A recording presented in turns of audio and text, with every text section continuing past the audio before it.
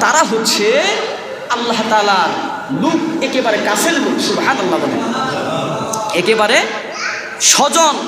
তারা কি বলেন? পরিজন, আল্লাহ তাআলার একেবারে কাছের লোক। কে বলছে বলেন? নবীজি বলছে। এই কথা সাহাবায়ে কেরাম শোনার পরে সাহাবায়ে কেরাম রাসূলকে বললেন, ইয়া রাসূলুল্লাহি মান কুন, তারা কারা? যারা আল্লাহ তাআলার স্বজন, কাছের ব্যক্তি, তারা কারা? নবীজি মুহাম্মদ রাসূলুল্লাহ সাল্লাল্লাহু আলাইহি ওয়াসাল্লাম বলেন, আহলুল কুরআন। সুবহানাল্লাহ জুড়ে বলেন, যাদের সিনার মধ্যে কুরআনুল কারীম আছে তারা হচ্ছে আল্লাহ তাআলার পরিজন। সুবহানাল্লাহ আওয়াজ দিয়ে বলে। ওই ব্যক্তিদেরকে যখন তারা দুনিয়া ছেড়ে চলে যাবে তাদেরকে জিজ্ঞেস করবে, তোমরা কারা? আহলুল কুরআন, আমরা কোরআনওয়ালা ছিলাম, যারা হাবেশরা। তখন আল্লাহ তাআলা বলবে, তোমরা দুনিয়াতে যেভাবে কোরআন তেলাওয়াত করেছ ওইভাবে ওই মডেলে তেলাওয়াত করে এক তালাকের উঠতে থাকো। সুবহানাল্লাহ জোরে বলে।